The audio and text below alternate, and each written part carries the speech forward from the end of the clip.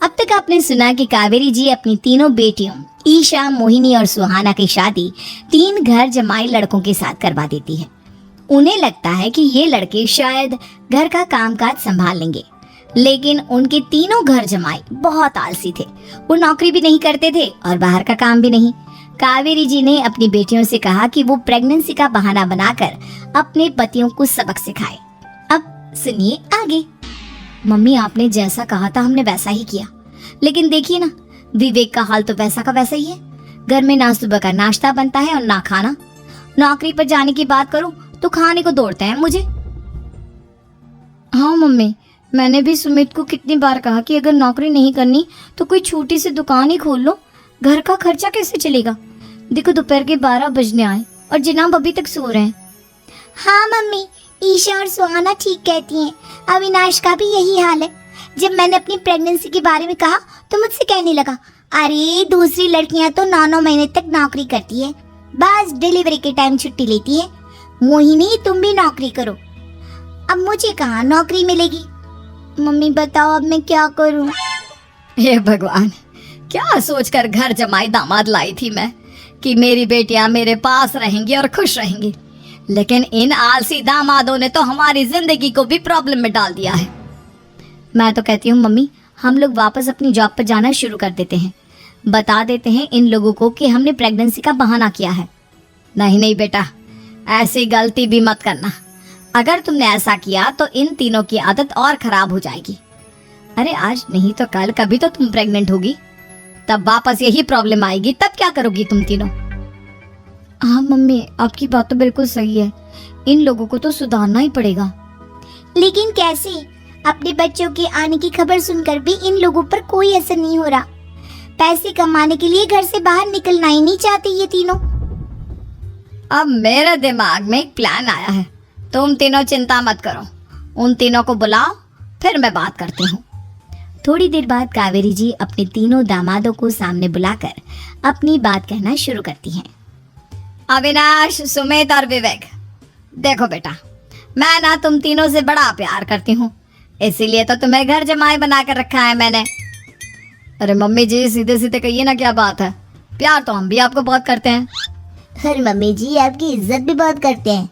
अरे भाई, आपके जैसी सास और कमाने वाली बीवी सबको मिलती है क्या? हाँ मम्मी, विवेक और सुमित ठीक कह रहे हैं। आपकी बेटी से शादी करके मेरी तो जिंदगी ही अच्छी हो गई है।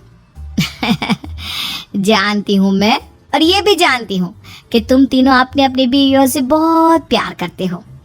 बेटा, बात ऐसी है कि हमारे कुल गुरु ने कहा है कि प्रेग्नेंट होने के बाद मेरी तीनों बेटियां शुरू के 4 महीने हमारे गांव में जाकर रहेगी, जहां मेरे चाचा जी रहते हैं। अरे लेकिन क्यों मम्मी, गांव में जाकर रहने की क्या जरूरत है इन तीनों को? वो क्या है ना बेटा, हमारे परिवार को एक श्राप है। अगर मेरी बेटियों ने यहाँ पर बच्चा पैदा करने की कोशिश की तो उनके बच्चों को कुछ भी हो सकता है। इसलिए अब से लेकर 4 महीने पूरे होने तक इन्हें गांव वाले घर में रहना पड़ेगा। हाँ तो इसमें प्रॉब्लम क्या है मम्मी जी? हम भी वहाँ जाकर रहेंगे, पिकनिक मनाएंगे। अरे भाई, बीवी जहाँ हम भी वहाँ। हाँ यार, आइडिया तो बहुत अच्छा है।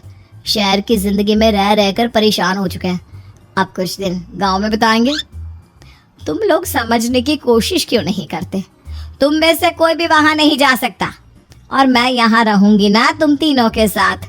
4 महीने की तो बात है, उसके बाद ये तीनों ही लौट कर आ जाएंगी। ठीक है मम्मी जी, अब हमारे बच्चों का सवाल है तो ये तो करना ही पड़ेगा। कावेरी अपनी तीनों बेटियों को कुछ दिन के लिए घर से बाहर कहीं दूसरे शहर में रहने के लिए भेज देती है। कुछ दिनों के बाद, अरे मम्मी जी, बहुत दिन से पिज्जा नहीं खाए, मंगवाइए ना। क्या बताऊं बेटा, पहले तो बेटियां खर्चा दे देती थी क्योंकि उनकी नौकरी थी, लेकिन अब तो मेरे पास पैसे ही नहीं बचे। थोड़े बहुत पैसे हैं जो बच्चों की डिलीवरी में काम आएंगे। लेकिन मम्मी जी, आपकी बेटियों को वापस आने में तो अभी बहुत वक्त बाकी है। वही सोच सोच कर परेशान हो रही हूँ। सोच रही हूँ कल से दूध भी बंद करवा देती हूँ। अब दूध वाले को देने के लिए पैसे भी तो नहीं है ना। अरे नहीं नहीं मम्मी जी, अगर दूध भी बंद करवा दोगी तो मुझे चाय कहाँ से मिलेगी? और चाय के बिना मैं तो मर ही जाऊंगा। क्या करूं बेटा, इसके अलावा हमारे पास कोई ऑप्शन नहीं है। मेरे पास पैसे ही नहीं बचे। इस तरह कावेरी जी धीरे धीरे अपने तीनों दामादों को पैसे देना बंद कर देती हैं और घर में खाने पीने की चीजें लाना भी बंद कर देती है। अब वो तीनों बुरी तरह से परेशान होने लगे थे और इसलिए एक दिन तीनों प्लान करके घर से बाहर निकलते हैं और बाजार में जाने के बाद यार अच्छा खाना खाए हुए कितने दिन हो गए, पता नहीं कब अच्छा खाना मिलेगा। हमारी बीवियों के जाने के बाद तो हमारी हालत भिखारियों जैसी हो गई है यार। कुछ भी हो, मुझे तो आज पिज्जा खाना ही खाना है। जेब में 1 रुपया नहीं है और पिज्जा खाएगा, कहाँ से आएंगे पैसे? अरे देख वहाँ सामने बोर्ड पर क्या लिखा हुआ है, कंप्यूटर पर काम करने के लिए एक आदमी की आवश्यकता है। भाई मैं तो जा रहा हूँ, काम करूँगा और शाम तक पैसे लाकर आराम से पिज्जा खाऊंगा। जा जा, तुझे कोई काम नहीं देने वाला, हम तो घर जा रहे हैं। चल भाई सुमित।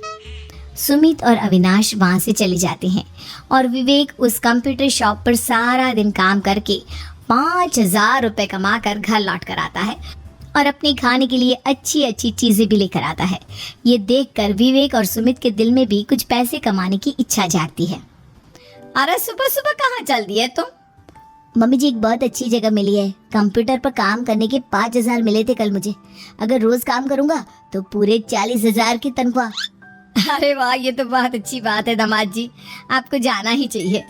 सुमित और अविनाश विवेक को इस तरह तरक्की करते देखकर परेशान हो जाते हैं और वो दोनों भी काम की तलाश में निकल पड़ते हैं।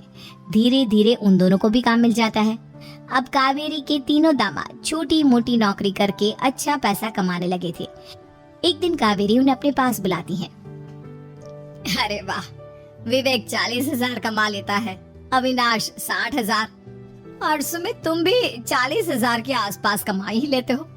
कुल मिलाकर तुम अच्छे खासे पैसे कमा रहे हो बेटा। हाँ मम्मी जी, बहुत मजा आता है जब महीने के एंड में मोटी रकम हाथ में आती है। पूछिए मत मम्मी जी, घर में रहकर रोटी बना बना कर और तो जैसा महसूस होने लगा था मुझे तो। हाँ बेटा, तुम तीनों की बात तो बिल्कुल ठीक है। और जानते हो, अब तुम तीनों की पत्नियां भी वापस लौट कर आने वाली है। लेकिन मम्मी जी अभी तो उन्हें गए सिर्फ 2 महीने हुए हैं, आपने तो कहा था वो 4 महीने के बाद लौट कर आएंगी। ऐसा कुछ नहीं है बेटा, मैं सिर्फ तुम तीनों को सबक सिखाना चाहती थी कि आदमी घर में बैठकर बीवी की कमाई खाता हुआ अच्छा नहीं लगता।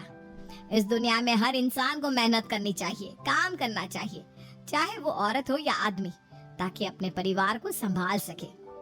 कावेरी की बात सुनकर उन तीनों को अपनी गलती का एहसास होता है और कावेरी उन्हें सच बता देती है कि ईशा, सुहाना और मोहिनी शहर में ही कहीं दूसरी जगह रह रहे थे। शाम के वक्त उन तीनों की पत्नियां लौट कर आ जाती है और कावेरी जी का परिवार एक खुशहाल परिवार की तरह रहने लगता है।